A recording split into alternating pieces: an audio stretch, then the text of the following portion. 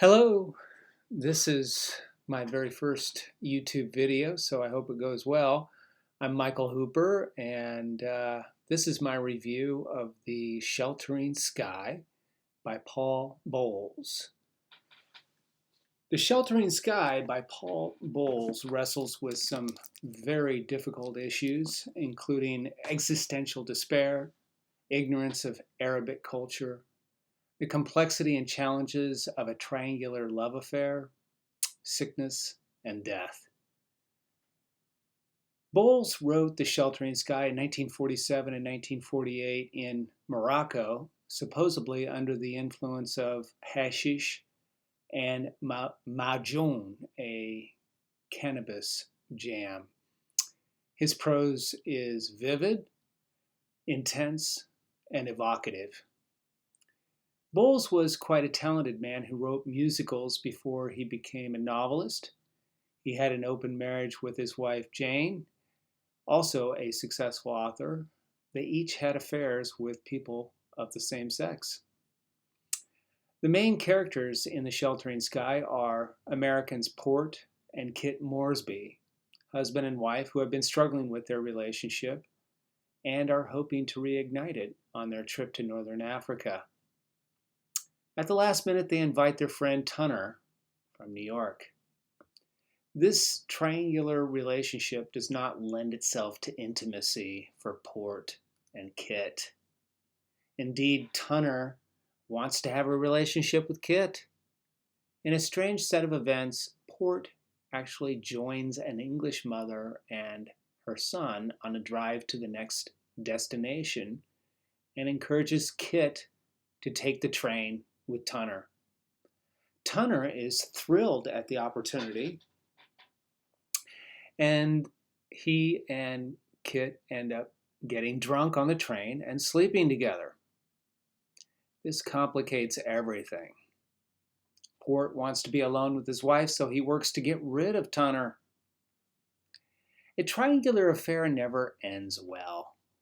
There's always jealousy. One time I was traveling with two women in Greece, and one woman worked hard to get rid of the other so she could be alone with me.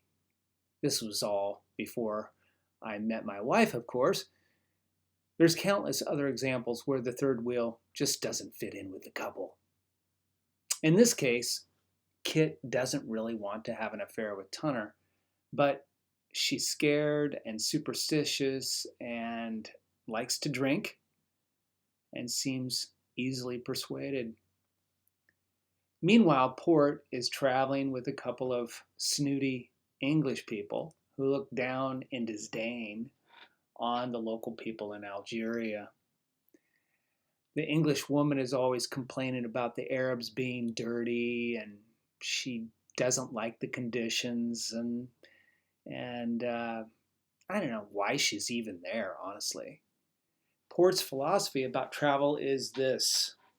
He believes a tourist hurries back home at the end of a few weeks or a month, but the traveler, belonging no more to one place than to the next, moves slowly over the years from one part of the earth to the other. I've always considered myself a bit of a traveler. I spent a lot of my youth traveling around the American West and in Europe. I later settled down after I got married, but still have that kind of adventurous traveling spirit in my soul.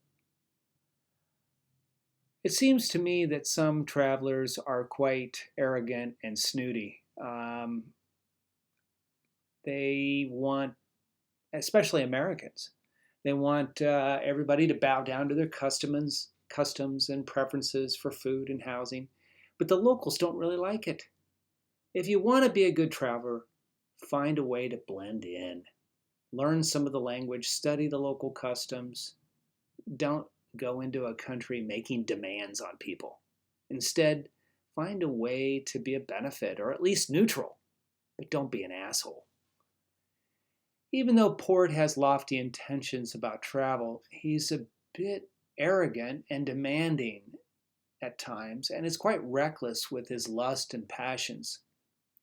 He sees a blind girl and wants to have his way with her. He tries to arrange a meeting with her, but this turns out to be an act of futility. The title of the book comes from a moment between Kit and Port. He says, "The sky here is very strange. I often have the sensation when I look at it that it's a solid thing up there protecting us from what's behind." Kit shuddered as she said, "From what's behind?" "Yes, but what is behind?" she says with her voice very small. "Nothing, I suppose, just darkness, absolute night." "Please don't talk about it now," she said. There was agony in her entreaty. "Everything you say frightens me up here. It's getting dark and the wind is blowing and I can't stand it." Excuse me. It's obvious that this couple, Kit and Port, have no solid footing in the world. They seem to be running without any grounding in their lives. They are trying to find pleasure, but when they run into difficulties, they seem to fall apart. Eventually, Port gets sick. It seems it's either meningitis or typhoid. There's been an outbreak of meningitis in Al-Ga'a, where they had visited. Such an outbreak reminds me of today's challenges with COVID-19. I was at Walgreens yesterday when I saw the person behind me was buying a COVID-19 test kit because she thought she might have the virus. And she wasn't even wearing a mask. I was a bit shocked. Good thing I had my mask on. When Port is dying, it seems he cannot connect with his wife. She seems so distant to him. She said she'll prepare some milk for him, but he says, "Please stay here." He says, "I feel sick. I feel awful. There's no reason to be afraid, but I am. Sometimes I'm not here, and I don't like that. Sometimes, or because then I'm far away and all alone. No one could ever get there. It's too far, and there I'm alone." He doesn't quite say what there is, but it's a place where he is the only person. It's a place where he feels entirely alone. The great tragedy in the story is Kit's departure while her husband is dying. She actually leaves him and goes away to the desert. The locals find Port dead and bury him. Tunner shows up and finds out the news that Kit has gone and Port is dead. Tunner is disappointed that Port is buried in a Christian cemetery because Port was not a religious man at all. Meanwhile, Kit ends up staying outside in the desert and then hooking up with an Arab man who has multiple wives and wants to take her in. She gets beaten by his wives as they can't stand her. They steal her jewelry. Eventually, Kit escapes and is rescued.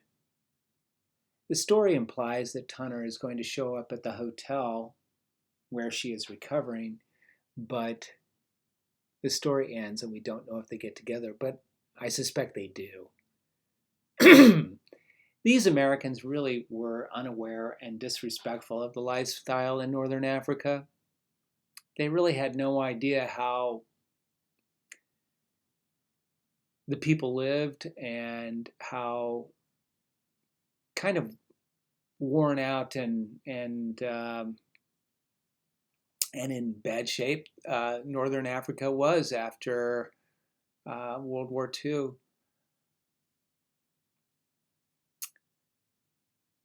They don't like the food. They complain of the flies. They complain of the service. They want tea in the middle of the night. when Arabs don't drink tea in the middle of the night. At one point, Port says he can't get warm. He is cold all the time, even cold in September in the desert. Well, of course, deserts can be very cold at night. They don't retain heat. I can imagine how this trip started. It probably sounds exotic to go to Morocco or Algeria. I could just see people in New York at a party saying, hey, this would be so much fun. But be careful. Do your research and respect the local people. Otherwise, you may end up in some trouble. Well, this concludes my thoughts on the book, The Sheltering Sky by Paul Bowles. Thank you for taking the time to listen, and I wish you well.